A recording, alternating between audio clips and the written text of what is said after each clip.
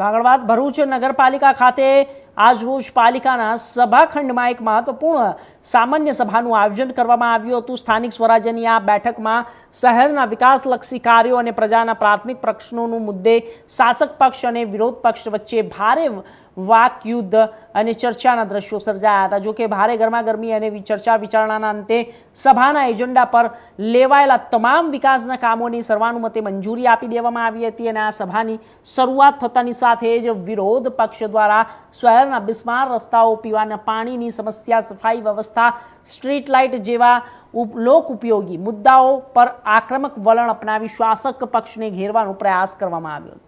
વિપક્ષના સભ્યોએ રજૂઆત કરી હતી કે પાલિકા દ્વારા લોક સુવિધાના કામોમાં ગતિ લાવવામાં આવે, જેની સામે શાસક પક્ષના પદાધિકારીઓ અત્યાર સુધી થયેલી કામગીરીના આંકડા રજૂ કરી વિપક્ષના જ્યારે આક્ષેપોને મક્કમતાથી સામનો કર્યો હતો અને તમામ વોર્ડમાં સમાન વિકાસની ખાતરી આપી હતી અને કલાકો સુધી ચાલેલી આ સામાન્ય સભાના અંતે હિતને સર્વોપરી રાખીને એજન્ડા પરના તમામ કામોને બહાલી આપવામાં આવી હતી। નગરપાલિકાની પ્રથમ સામાન્ય સભા હતી તો અમે રજૂઆત કરી કે ભાઈ અમારા વોર્ડ નંબર 8ના 3 લોકો અકાળે મૃત્યુ થયા છે। એમાં 2 લોકો બાપ દીકરા કે જે દિવાલ પડતા જે જૂની 80 વર્ષ 100 વર્ષ જૂની દિવાલ હતી, વસંત મિલની દિવાલ હતી, એની અંદર મૃત્યુ પામ્યા।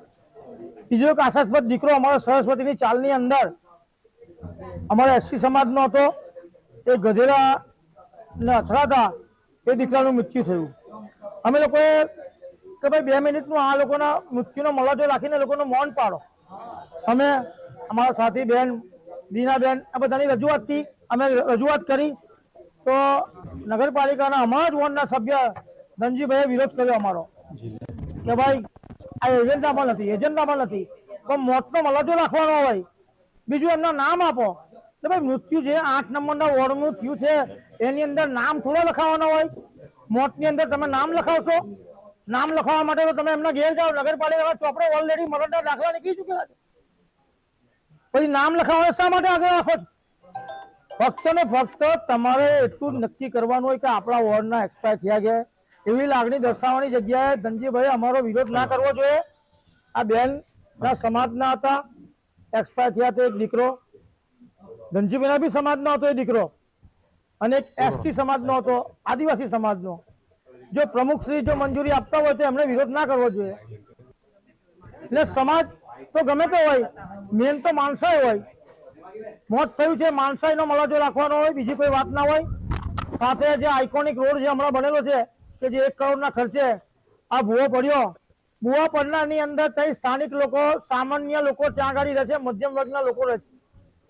જે લોકો પતંગનો ધંધો કરે, પિચકારીનો ધંધો કરે, હાયરાનો ધંધો કરે, સિઝન વાઇઝ સિઝનેબલ ધંધો કરવા વાળા લોકો છે, ત્યાં આગળ આઇકોનિક રોડ પર જે ભૂવો પડ્યો હજુ બી રિપેર થયો નથી।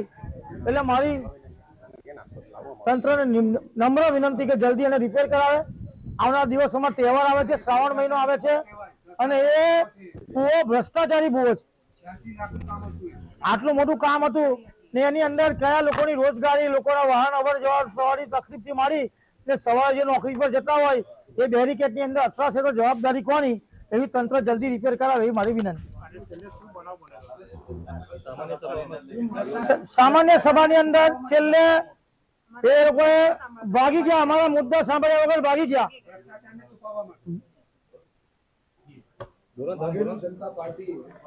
છેલ્લે ભ્રષ્ટાચારને તમે બોલતો છેલ્લે ભ્રષ્ટાચારને છુપાવવા માટે ભાગી ગયા। અમે અમને નમ્ર વિનંતી કરી કે આ પ્રજાના પ્રશ્ન છે ભાઈ, પ્રજાના પૈસાનો હિસાબ છે, લોકોના પૈસાનો હિસાબ છે, ટેક્સેબલ લોકોના હિસાબ છે। જે લોકો નળ વેરો, ગટર વેરો, લાઇટ વેરો, સફાઈ વેરો, વ્યવસાય વેરો જે ભરે છે એ પૈસા આપણે કઈ વાપરેલા છે એ અમે હિસાબ તંત્ર પાસે નતો માંગ્યો, અમે માંગેલો ફક્ત ને ફક્ત ચીફ ઓફિસર પાસે। તો ચીફ ઓફિસરનું ઉપરાવું લઈ અને એ લોકોએ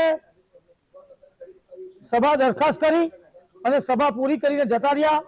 આની સામે અમે 258 ની અંદર જે આગળના જે અધિકારી છે એસએમસી ની અંદર જઈશું અને બનશે આની અંદર કોર્ટમાં છેક સુધી લડીશું કે પ્રજાનો પરસેવાનો પૈસો છે, નથી કોઈ કંપનીનો પૈસો। 7/2026ના રોજ નગરપાલિકાની સામાન્ય સભા મળી હતી.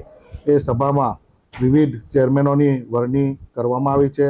દરેક ચેરમેનોને હું અભિનંદન પાઠવું છું. દરેક ચેરમેનશ્રીઓની વરણી થવા બદલ ભરૂચની કામગીરીમાં વેગ મળશે અને સભામાં અમુક મુદ્દાઓ જે હતા તે મુદ્દાઓને બહાલી આપવામાં આવી છે અને મુદ્દાઓને આધારે જે ચર્ચા કરવામાં આવી હતી તે મુદ્દા બહારની ચર્ચા હતી.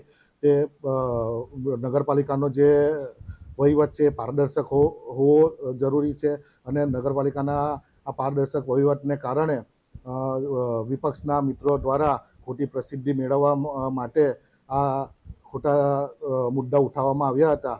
તે અમે સર્વાનુમતે સભામાં મુદ્દાઓ મંજૂર કરેલા છે. Thank you. ના, નગરસેવકોમાં કોઈ જાતની નારાજગી નથી. એ એક ભારતીય જનતા પાર્ટીનો એક પરિવાર જ છે, એટલે એમાં નારાજગી ના હોય. એ લોકોને જે વાતચીત થઈ અને તે પછી એ લોકોને વાળી લેવામાં આવ્યા છે.